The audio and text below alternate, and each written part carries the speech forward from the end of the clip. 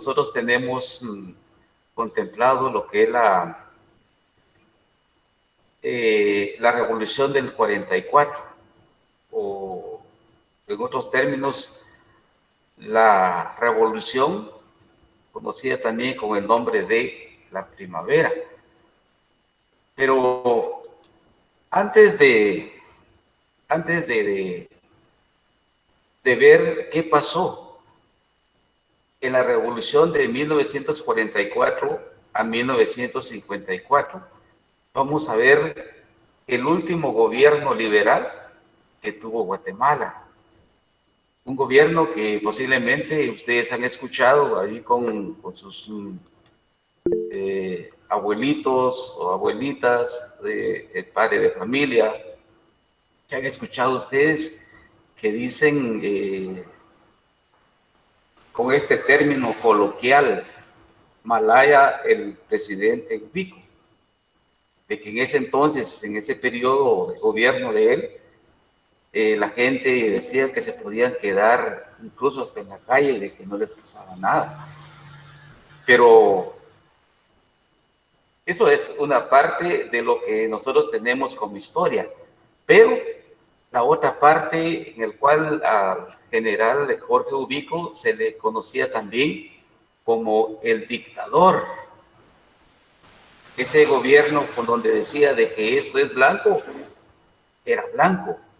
O sea, que no daba oportunidad de que alguien pudiera expresarse. O sea, esa represión del pensamiento siempre existió en su periodo. Y estamos hablando de 14 años que utilizó Jorge Ubico estando en ese poder. Estuvo durante 14 años ejerciendo la presidencia de Guatemala. Pero se le conocía como el dictador o la persona que realmente no daba oportunidad para que la población pudiera tener acceso a buenas situaciones. En ese momento se caracterizó por la falta de libertad. Los civiles pues no tenían ninguna libertad para poder promocionarse o para poder hacer algo que estaba dentro de sus posibilidades. Y las causas que originaron el derrocamiento del último régimen liberal en Guatemala fueron algunos aspectos, como por ejemplo que el 90% de la tierra útil pertenecía al 6% de la población, distribuido únicamente en 22 fincas. En ese entonces estamos hablando de que el 90% de tierra estaba únicamente en manos del 6% de la población. Pero ¿quiénes? Más adelante vamos a hablar de esos seis poderes, o sea, esas 6 personas que tenía Jorge Ubico, que eran los más fuertes y los más allegados a él. También hablábamos o tenemos conocimiento en ese momento que el salario del que ganaba una persona en el campo era de 9 centavos. 9 centavos que era útil para poder sobrevivir la gente de campo. 9 centavos y 25 centavos las personas en las ciudades. La clase media no tenía suficientes fuentes de ingreso, o sea que estaba restringido ese ingreso para ellos. A la clase alta le faltaban libertades y medios para ampliar y modernizar la producción, o sea que no había acceso de ninguna manera de poder sobresalir. La incompetencia de la industria y el comercio no faltaban también. El mercado, no había mucho mercado para poder sacar el producto. Y algo muy interesante acá, los monopolios. Cuando hablamos de monopolios, estamos hablando de que en pocas manos, en pocas oportunidades, se pudiera decir, de que no tenían acceso a otras personas más que los pudientes, más que, esa situación que se vivió en ese momento, donde no teníamos o no tenían acceso a una libertad. Toda esa gente que vivió ese momento de los 14 años de Jorge Ubico. Pero la situación empieza a darse ya con movimientos bastante fuertes. Y dentro de esos movimientos nosotros podemos encontrar de que Jorge Ubico tuvo algunos problemas ya en su gobierno. Si nosotros miramos la historia que tenemos en nuestras manos, sabemos de que el 22 de junio Jorge Ubico decretó un documento donde los jóvenes universitarios, donde mucha gente dijo, bueno,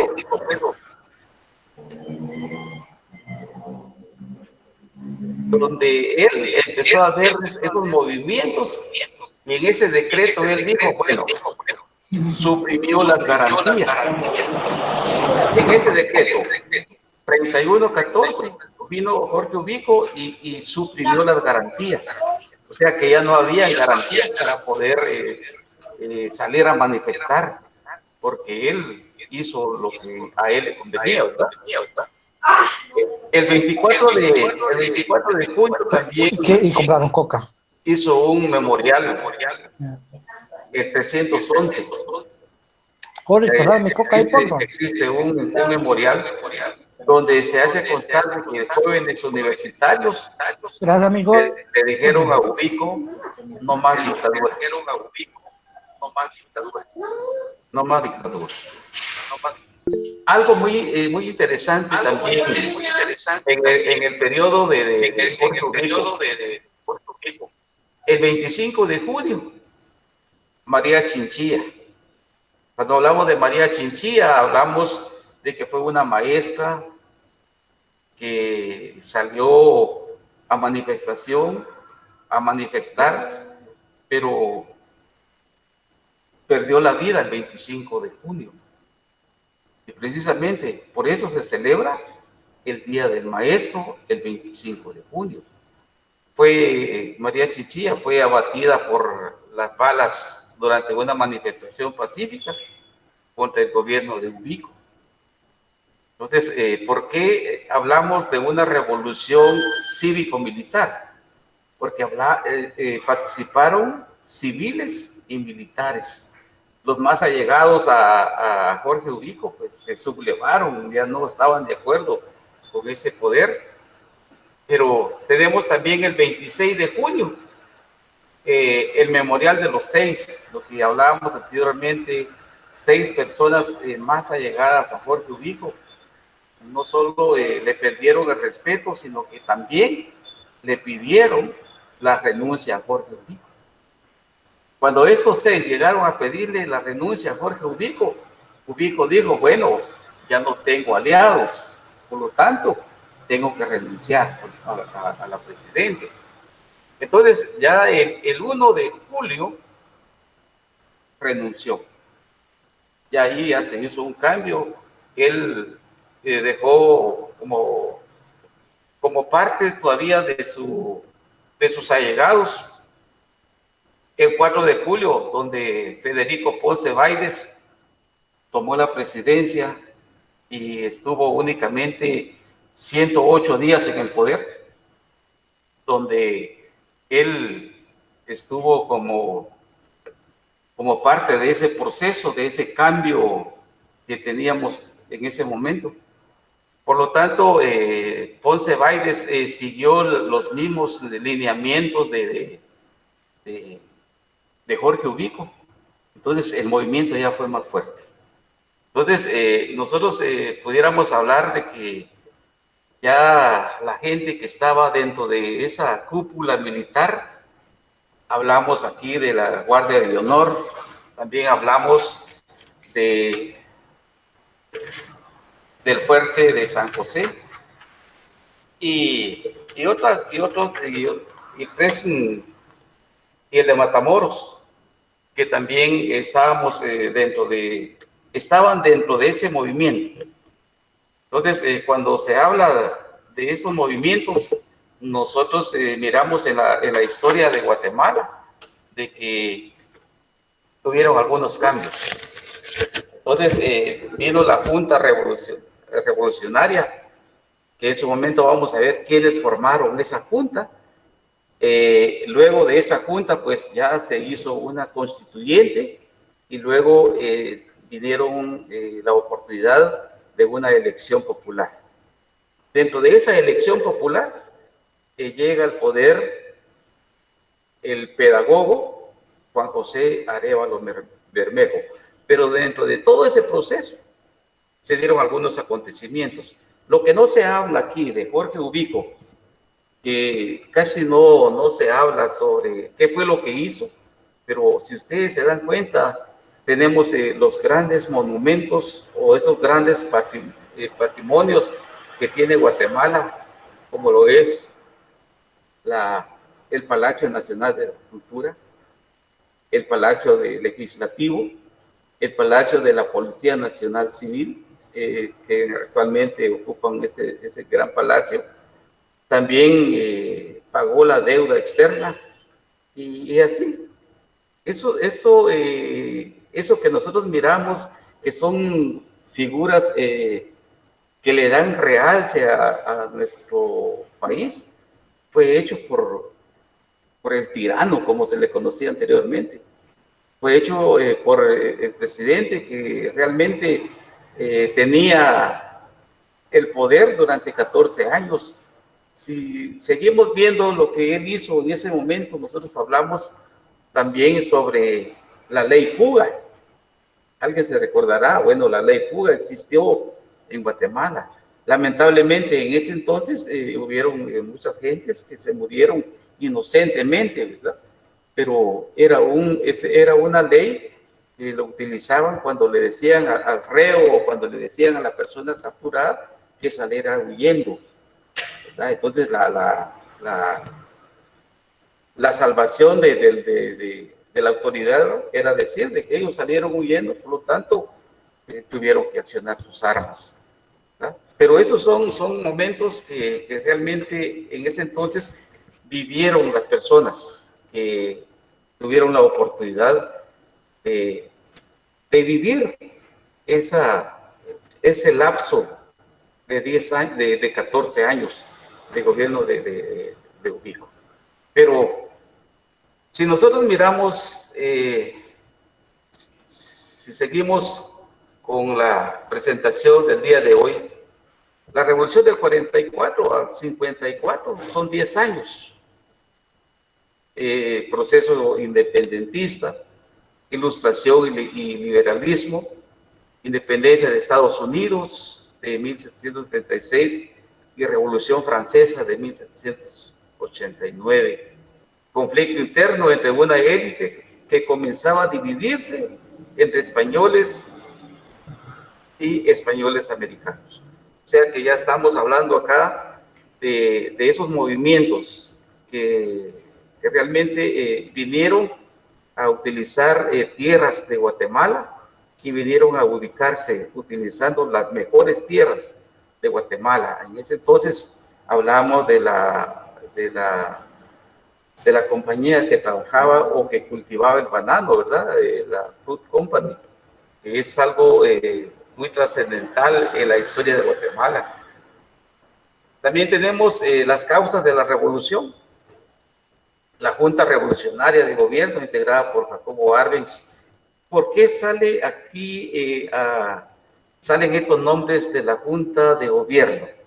Cuando derrocaron a Federico Ponce Báidez, vino la Junta de Gobierno, los que estaban dentro de ese movimiento de la revolución, y tomaron posesión 3 personas. Por eso se llama la Junta de Gobierno o el triunvirato en otros términos. ¿Quiénes estaban dentro de ese proceso? La Junta Revolucionaria de Guatemala, integrada por Jacobo Arbenz Guzmán, Francisco Javier Arana y Jorge Toriello. En 5 meses que ellos estuvieron en el poder, porque fue un convenio que hicieron, después de ese golpe que le dieron a Federico Ponce Báidez, vino la Junta Revolucionaria y únicamente estuvieron 5 meses en el poder. Durante esos 5 meses ellos trabajaron para que se pudiera dar una elección popular donde Juan Jacobo Arévalo, Juan José Arévalo sale electo como presidente de Guatemala. Entonces, en esa etapa de realizaciones se dio dentro de un proceso, como hablamos aquí, el mapa de rutas de la flota blanca de la United Fruit Company, a la cual tenía el monopolio de transporte de carga y personas de Puerto Barrios, tras las generosas concesiones otorgadas por Estrada Cabrera. O sea que Estrada Cabrera también formó parte como presidente de Guatemala, también cedió esas tierras que tenía Guatemala a los grandes monopolios, a esas empresas que realmente solo ellos tenían el acceso de poder poner sus negocios dentro del estado de Guatemala. Entonces, todo eso viene a mejorar o a tener el estado de Guatemala en unas pocas manos. La Junta Revolucionaria, las personas principales del levantamiento cívico-militar fueron elegidas por consenso de los líderes de la revuelta para integrar la Junta Revolucionaria de Gobierno. El mayor Francisco Javier Arana, el capitán Jacobo Arbenz Guzmán y el civil Jorge Toriello Garrido asumieron en nombre del pueblo de Guatemala la responsabilidad de dirigir el poder. Ellos, como les dije anteriormente, ellos estuvieron por 5 meses en el poder. Durante esos 5 meses vino ese movimiento donde el logro más importante, el tiempo que ejercieron en el poder fueron de 5 meses, asumiendo el 20 de octubre de 1944 y entregaron el poder el 15 de marzo de 1945 al presidente electo Juan José Arévalo Bermejo. Juan José Arévalo Bermejo fue un pedagogo, un gran maestro que tuvo la suerte o tuvimos la suerte de que estudiara en el Instituto Normal Centroamericano para Varones de Jalapa, un pedagogo que realmente sobresalió durante su gobierno, donde lo que nosotros en la actualidad tenemos es todo lo que él hizo. Y vamos a ver más adelante qué fue lo que nos dejó como presidente Juan José Arévalo Bermejo. Un presidente que realmente se le recuerda por todo lo que hizo. ¿Qué fue lo que hizo? En el año de 1945, mediante las primeras elecciones libres realizadas en muchos años en Guatemala, es electo presidente el doctor Juan José Arévalo Bermejo, 1945-1951. En ese lapso estuvo el pedagogo Arévalo como presidente de Guatemala. Esta etapa reformista, por eso se le llama esta etapa reformista de la revolución, porque todos los movimientos son a través de revolución de las personas que no están de acuerdo con el gobierno o que están de acuerdo con el gobierno, y muchas cosas que pudiéramos hablar sobre la revolución que los seres humanos realizan durante un proceso cuando están de acuerdo o cuando no están de acuerdo. ¿Qué hizo Juan José Arévalo? Modernizó la base económica. O sea que ya vino él y empezó a modernizar la economía, empezó a tener más acceso los ciudadanos a hacer ese cambio económico. Lo que sí no le dio mucha importancia Juan José Arévalo fue a la situación agraria de Guatemala. Pues muy poca el interés de trabajar sobre las tierras, sí, pero sí le dio importancia a otras situaciones, como por ejemplo, ya respetó las libertades individuales, donde ya cada persona, cada individuo ya tenía la libertad de poder expresarse. Hubo también libertad política y sindical. Ya en ese entonces ya se empezó a trabajar o ya se empezó a hablar sobre sindicalismo. Los famosos sindicatos en ese entonces pues no tenían mucho auge y en la clase, en el sector privado, cuando se habla de un sindicato, pues no les parece ese término de sindicalismo, ¿verdad? Entonces, en la sociedad se inició la legislación social moderna en Guatemala. En 1946 se dictó la Ley Provisional de Sindicalización. O sea que ya fue una ley, ya podían sindicalizarse, ya era más viable esa situación. El 1 de mayo también entró en vigor el Código de Trabajo, donde ya también los empleados tenían derecho de ciertos beneficios en su momento, ¿verdad? También el derecho de huelga y sindicalización, jornada mínima de trabajo, o sea que anteriormente no había una jornada, era algo sin límite, no había un control en el horario de trabajo. El trabajo de la mujer también se le dio importancia en el gobierno de Arévalo. También hablamos aquí, se crearon los tribunales laborales, o sea que el patrono cuando no cumplía con sus trabajadores, ya los empleados tenían derecho de ir a los tribunales para que se les hiciera caso o se pudiera plantear la inconformidad de ciertos abusos de los patronos. Se funda también el Instituto de Seguridad Social, el famoso IX, que nosotros miramos en algunos lados, que da algunos servicios de salud, en el cual pues, fue creado en el periodo de Juan José Arévalo. También se creó el Instituto Nacional de Petróleo, donde algunos beneficios que se obtuvieron en ese momento. En el año de 1949 también se promulga la Ley de Arrendamientos Forzosos. Esto fue la primera ley agraria de la Revolución que afectó la propiedad funcional. Y aquí cuando se habla en el año de 1949 se promulga la Ley de Arrendamiento Forzoso, o sea que ya el otro gobierno que vino después de Juan José Arévalo, ya hablamos de Jacobo Arbenz, que tenía una ideología más de comunismo, como se le trató en su momento, ¿verdad? Entonces ya aquí ya como que cambió esa situación, esa ideología, pero también tenemos algunos aspectos como, por ejemplo, si miramos los establecimientos educativos,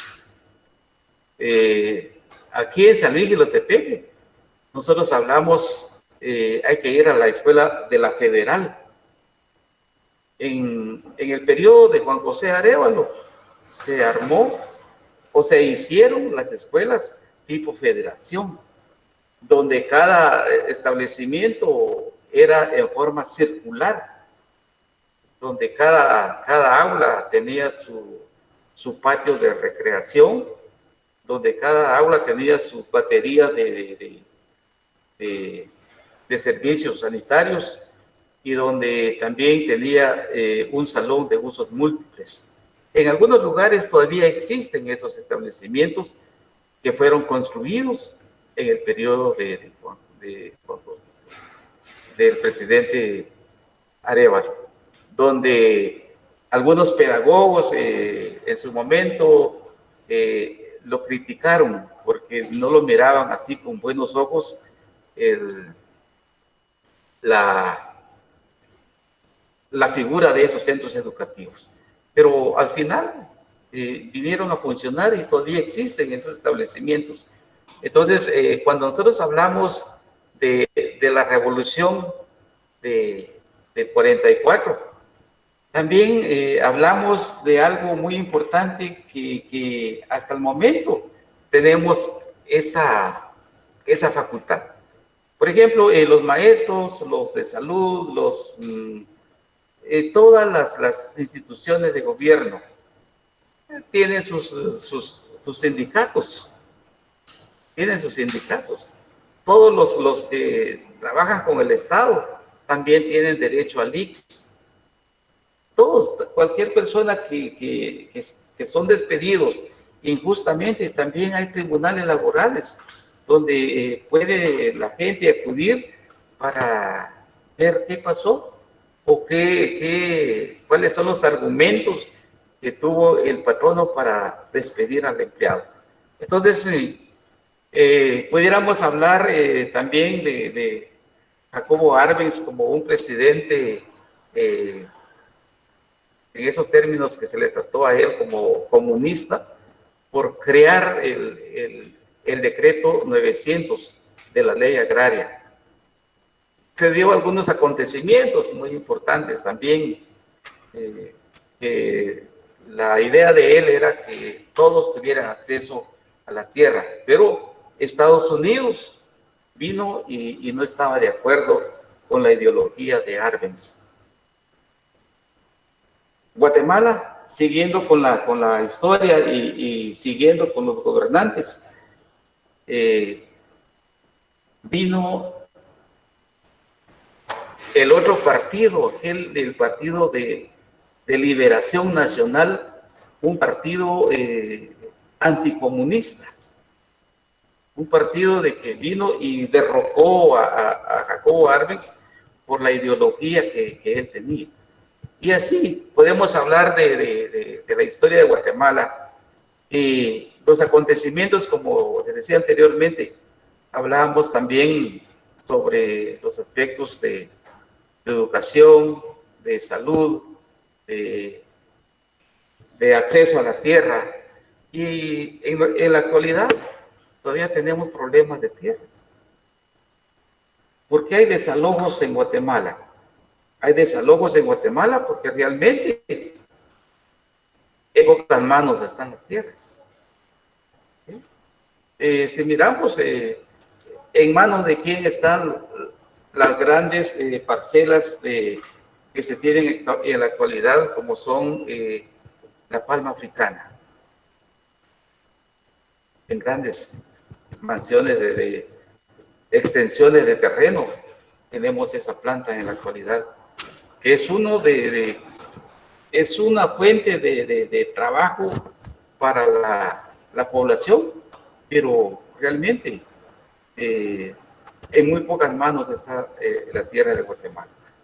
También, si pudiéramos darnos cuenta en qué ha cambiado la situación en la actualidad. La historia de Guatemala, en la actualidad, nosotros estamos viendo esta situación en la que estamos viviendo, y ha venido a mejorar o ha venido a hacer algunas diferencias muy puntuales, como el aspecto económico. Mucha gente no está trabajando, mucha gente no está laborando, mucha gente fueron despedidos por la misma situación. Ahora, mi pregunta es, ¿realmente la historia que nosotros vamos a dejar o la historia que nosotros estamos viendo en estos momentos, cómo ven ustedes la historia de Guatemala en esta oportunidad? ¿Estábamos realmente preparados para una pandemia como la que estamos viviendo? ¿Estamos nosotros preparados para decir de que esto vino a mejorar o cómo estamos? Yo en su momento le dejé que me hicieran un texto paralelo donde ustedes tenían que escribir alguna experiencia de lo que ustedes han adquirido en el transcurso de los 4 sábados que ustedes han estado escuchando las clases en forma virtual. ¿Cómo podemos nosotros hablar de algo que ha venido a mejorar la situación? ¿Cuál es la información que ustedes tienen para que yo pudiera tener un panorama de lo que ustedes han aprendido? ¿Qué me escribieron en el texto paralelo? ¿Qué fue la experiencia o cómo pueden ustedes ver la oportunidad que ustedes tienen? ¿Será que son los mismos estudiantes en años anteriores o realmente el proceso en el cual ustedes están y nosotros estamos es otra etapa de la vida? ¿Qué han aprendido? ¿Qué me puede decir Midalia? ¿Qué me puede decir Marvin, Wilmer, Ana, el compañero Saúl? ¿Cómo podemos nosotros describir la historia que nosotros estamos viviendo en este tiempo de calamidad?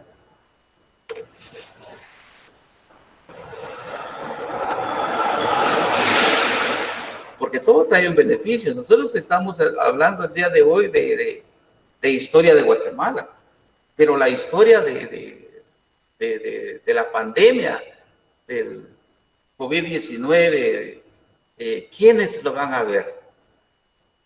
¿Quiénes van a tener el acceso de mirarnos y decir, bueno, ¿por qué en el año 2020 todas las personas utilizaban una mascarilla? ¿Por qué? Que hace 100 años pasó una pandemia en Guatemala también. Entonces, ¿por qué cada 100 años? ¿Cuántas personas se murieron en ese entonces? ¿Verdad? Por una gripe, siempre por una gripe. Pero son acontecimientos y son situaciones que nos vienen dejando cierta historia y también poder vivir con esa situación. Yo creo de que, no sé, si alguien pudiera decirme, mire, realmente las experiencias que nosotros estamos viviendo no las teníamos contempladas dentro del proceso de enseñanza-aprendizaje. Estábamos acostumbrados a una clase presencial. Ese cambio tan radical que vino de un momento a otro, es decir, va a cambiar el proceso de enseñanza de algo que no lo esperábamos. Pero ¿pueden ustedes decirme cómo ven la situación en la que estamos? Dejar plasmado en una historia de un proceso de estudio del nivel superior en el cual estamos inmersos el día de hoy.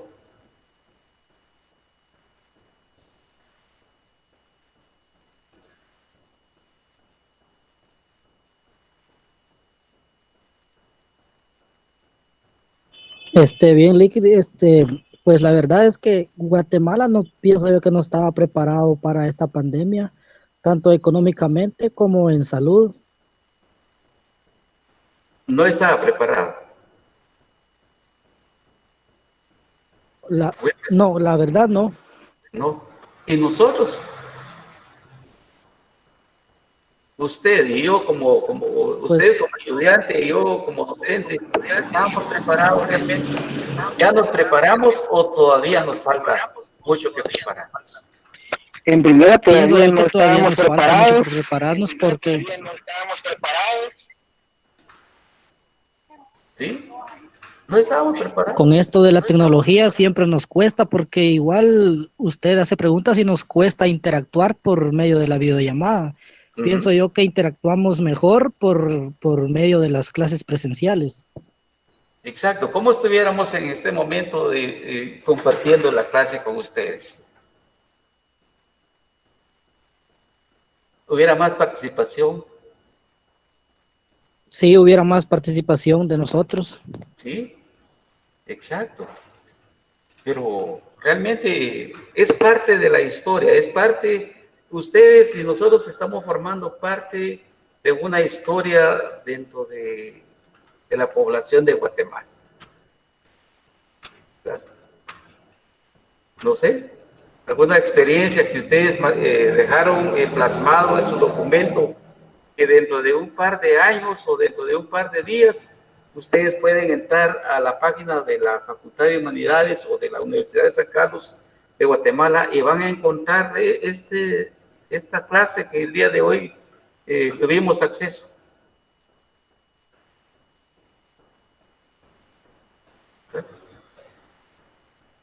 ¿Qué dice Delmi? Delmi Gutiérrez, ¿cómo está la situación? Hablando históricamente. Gracias, Wilder. Gracias, Wilder. Históricamente, pues, en lo que estamos viviendo en lo actual, dentro de unos pocos años, no vamos a hablar de muchos años más adelante, ¿verdad? Tal vez ya el otro año, 2021, vamos a estar hablando de, por ejemplo, las mascarillas que se elaboraron por parte de la universidad. Eso ya pasó a ser historia, ¿va? Entonces, va a ser una historia muy bonita y una colaboración que tuvo la universidad y los alumnos también, donde plasmamos nosotros la colaboración hacia las personas que no tenían cómo comprar sus mascarillas. Exacto. Económicamente, ¿cómo está? Entonces, porque siempre hablamos en los aspectos anteriores, hablábamos de la situación económica, de la situación política, de la situación social. Siempre hablamos de lo económico. En la actualidad, económicamente, ¿cómo nos está tratando en este momento la pandemia? Pienso que tal vez no a todos nos está afectando económicamente la pandemia, porque tal vez no ofendiendo, va, pero los que tienen un sueldo fijo por gobierno, pienso yo que sí se están sosteniendo más que las personas que no tenemos un sueldo y que vivimos a diario, ¿va? Así que las personas que vivimos a diario, pienso yo que somos las más afectadas porque no tenemos el cómo decir a fin de mes yo voy a tener mi dinero, ¿va? Entonces, por Sí, esa clase sí estamos haciendo más afectada la clase de que no tenemos un sueldo, ¿va? Ujú. sí, posiblemente sea así, pero incluso la clase que tiene un sueldo que está presupuestada también le afecta. ¿Por qué? Porque todos los artículos de la canasta básica también están subiendo. O sea que esto viene prácticamente a afectar a todo el mundo, ¿va? Ya sea de clase media, de clase baja o de clase alta, ¿verdad? En la clase media porque vivimos con el día al día. La Sí, clase alta tiene un sueldo, pero también está siendo afectada. Prácticamente todos estamos siendo afectados de distintas maneras. así es. Sí, gracias por su intervención. La verdad es que sí, como decía el compañero, cómo estuviéramos en este momento en un aula. Una participación con experiencias que ustedes mismos han vivido y hablar de historia de Guatemala. El próximo sábado yo tengo, según el bloque que me corresponde, hablar sobre los acuerdos de paz. Ya que fue otro proceso de acontecimiento que se vivió en Guatemala. ¿Verdad? En aquel momento, cuando se dio la revolución también, cuando fue, cuando Roxana Valdetti y Otto Pérez Molina les pidieron la renuncia. Un movimiento totalmente donde se volcó el pueblo de Guatemala pidiendo esa renuncia. Y esos son acontecimientos que forman parte de la historia de Guatemala, ¿verdad? Entonces, Guatemala siempre ha estado viviendo constantemente situaciones tal vez difíciles, pero con cierto interés para ciertas personas. Yo creo de que cuando nosotros hablamos de los acontecimientos que han surgido en Guatemala, tenemos mucho que hablar, tenemos mucho que aprender de historia. Somos un país multilingüe, multicultural, con muchas, ahí sí que muchas cosas que aprender. Creo de que todos tenemos conocimiento sobre la historia de Guatemala, pero tenemos que entrar a una plataforma virtual o tenemos que buscar esos libros que nos están diciendo dónde están plasmadas las historias y los acontecimientos que Guatemala ha tenido desde la independencia a esta altura. ¿Cómo estamos? ¿Alguien más? Estoy viendo allí a Midalia, ¿cómo está? ¿Cómo analizamos esta situación?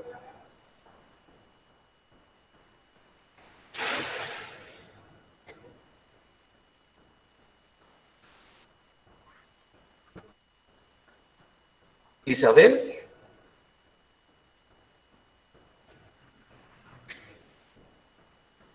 Sí, licenciado.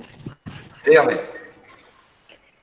Bueno, históricamente todas las pandemias, ¿verdad?, han afectado grandemente a los países, y pues Guatemala, por ser un país poco desarrollado, industrializado, que ha tenido pues muchos golpes, tanto de gobierno como de su misma población, ¿verdad? Entonces, Guatemala no está preparada para este tipo de casos, pero pienso que es parte del proceso que todos llevamos, por ejemplo, esta situación de las clases en línea. Debemos ir aprendiendo cosas que desde la primaria, ¿verdad?, deberíamos de ir fomentando para este tipo de casos. De acuerdo, Vidalia. En la mañana daba el curso de supervisión educativa. Cuando nosotros hablamos de supervisión educativa, nos vamos más allá y pensamos de que los centros educativos carecen de una computadora, carecen de internet, y todos estamos así. El presupuesto es muy reducido a educación. El presupuesto es muy reducido, pero estábamos acostumbrados a que el niño tuviera un lápiz, un borrador, un cuaderno, un libro, y ahí estaba el recurso que pudiera tener el niño. Pero ahora necesita de otras cosas. Necesita de una computadora, necesita de internet, necesita de un celular. Entonces, o sea que esos cambios radicales que vinieron a nuestro medio, no estábamos nosotros preparados, pero eso va a formar parte de la historia de Guatemala. Y ustedes en este proceso de enseñanza-aprendizaje van a formar parte de esa historia que el día de mañana podríamos decir, bueno, nosotros vivimos ese tiempo donde nosotros estábamos obligados a estar encerrados en nuestras casas. ¿Sí? Pero lo que dice un compañero, decía ahí, de que esto de lavarnos las manos, desde pequeños nos dicen, ¿verdad? ¿Sí? Lávense las manos, algo que no es nuevo para nosotros, pero es parte de la prevención que en estos momentos se está dando. ¿Alguien más, compañeros?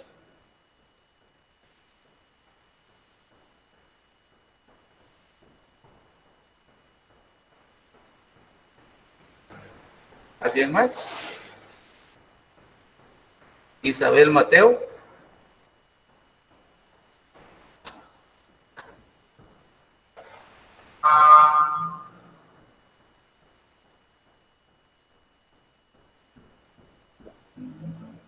Sí, buenas tardes,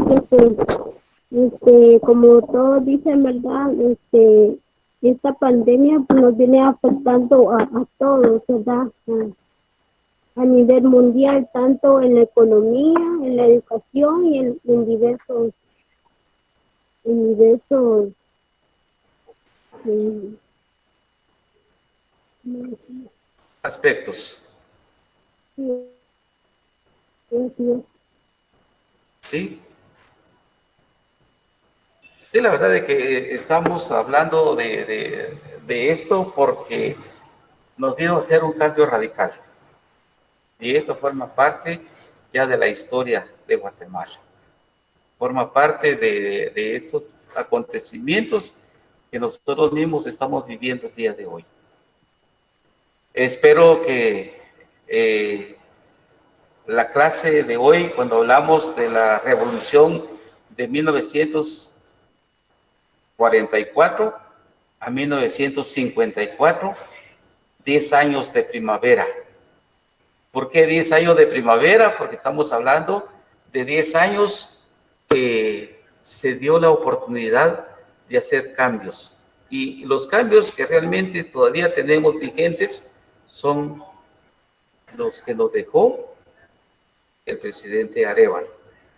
Ahí están esos beneficios: derecho a sindicalización, derecho a huelga, derecho al IX, derecho a la educación, la creación de los establecimientos tipo federación.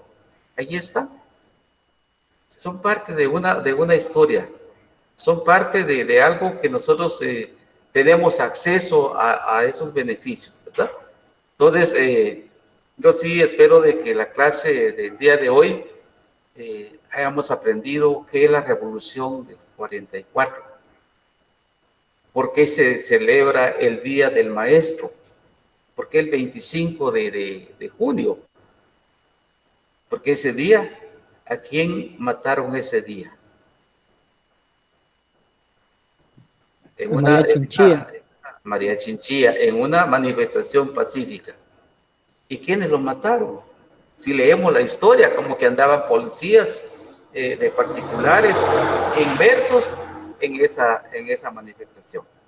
Entonces, encubiertos ahí, ¿verdad? Entonces, yo creo de que esos aspectos también hay que tomarlos en cuenta, porque la historia, si miramos en cualquier libro de Francis Polos y Fontes, como un gran historiador de Guatemala, vamos a encontrar toda esa clase de acontecimientos en esos libros. También espero escucharles a cada uno de ustedes el próximo sábado. Yo me recuerdo que el primer día de clases, acá un poco nervioso, un poco así, algo incómodo, porque no estábamos acostumbrados a este ambiente, pero yo me recuerdo que les dije al inicio del curso vacacional, donde la última clase que vamos a escuchar 5 minutos de las experiencias que ustedes adquirieron durante el proceso. ¿Ya? Estamos hablando de 5 minutos de cada uno para escucharles su voz, para verlos de una mejor manera, para que todos pudieran manifestar dicha actividad. El día de hoy les mandé a la compañera Lorena para que les llegara la información de lo que tienen que hacer el próximo sábado. Entonces, espero que todos hayan marcado su asistencia el día de hoy, y ahí les va una pequeña evaluación de 6 preguntas que ustedes las van a subrayar. Subrayen únicamente la pregunta correcta y espero de que me saquen los 6 puntos de la evaluación ahí. También quiero decirles de que ya estamos hablando de las actividades del segundo semestre. Ya en el segundo semestre, pues no tienen que hacer ningún pago, únicamente darle seguimiento a sus cursos, donde ya estamos hablando que vienen otros 5 cursos más, y durante el año, pues ya van a tener como 14 cursos ya de la carrera que ustedes el día de hoy están dando seguimiento. También quiero pedirles, compañeros, de que sus tareas las pueden enviar en su momento. Si tienen alguna duda, llámenme, no tengan pena. Aquí estamos nosotros para servirles. Somos muy flexibles en algunos aspectos, pero también tomemos la responsabilidad de enviar las tareas en su momento, ¿verdad?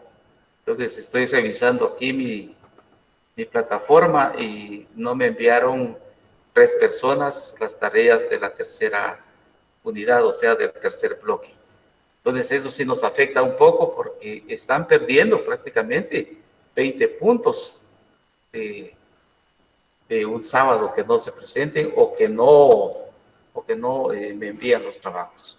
Entonces yo sí espero de que ya a última hora no podemos quedar mal, ¿verdad? Queremos de que todos se vayan ganando sus cursos con 90 o 99 puntos, ¿sí? Pero sí tenemos que enviar las tareas.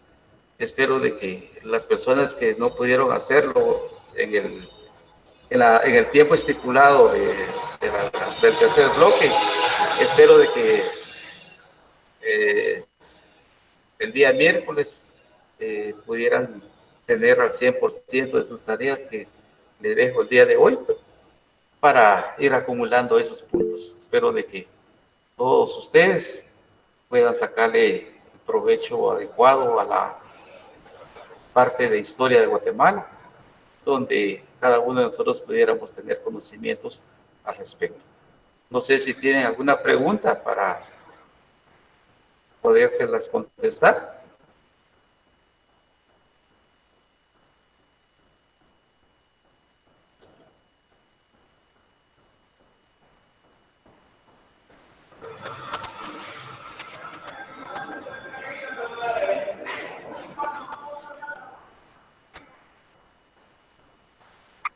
Ya, buenas tardes. Buenas tardes.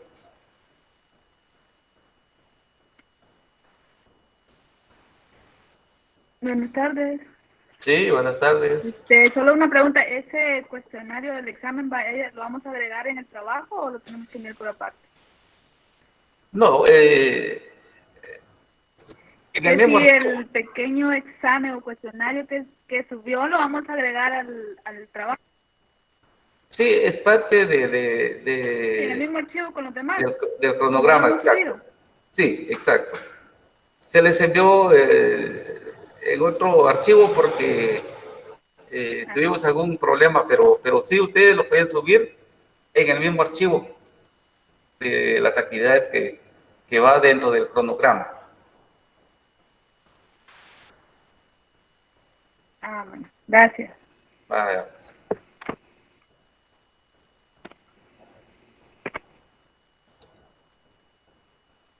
¿Alguien más? ¿Preguntas?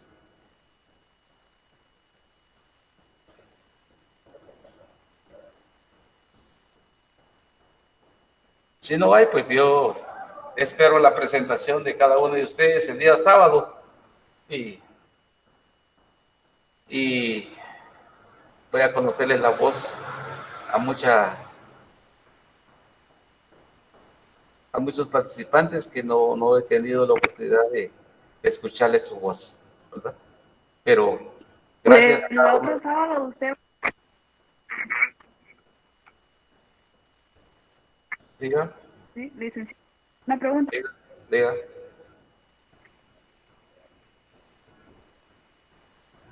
Usted va a ir diciendo quién van a ir dando sus 5 minutos. ¿O va a mandar algún listado? Yo les voy a mandar las instrucciones. Les voy a mandar las instrucciones para ver, de escucharles los 5 minutos. Ok, está bien.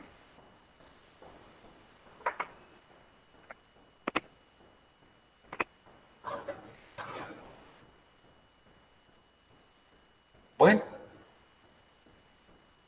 entonces no me resta más que agradecerles el día de hoy por formar parte de la sesión de trabajo que se realizó y espero de que cuando ustedes miran ahí la revolución del 44, se denomina también como la época de la primavera, ¿verdad? Donde sí hubieron algunos cambios bastantes, ahí sí que en beneficio a la población. Entonces, hay de todo en Guatemala, ¿verdad? Ha habido de todo en Guatemala. El presidente, aquel dictador, aquel presidente vitalicio, aquel presidente que también estuvo 108 días en el poder y acontecimientos así, ¿verdad? Entonces, todo es parte de la historia de Guatemala y espero de que les haya quedado claro de lo que es la revolución del 44, que por qué se dio, por qué esos acontecimientos que se han estado dando en Guatemala. Gracias, compañeros, y espero que sea muy pronto tenerlos nuevamente conectados a una plataforma virtual en la Facultad de Humanidades a través de la Universidad de San Carlos de Guatemala y también de nuestro maestro, el decano Walter Ramiro Mazariegos Violis, que es una persona que ha estado preocupado por el estudiantado universitario, especialmente por la juventud sancarlista. Que tengan buena tarde y los espero el próximo sábado.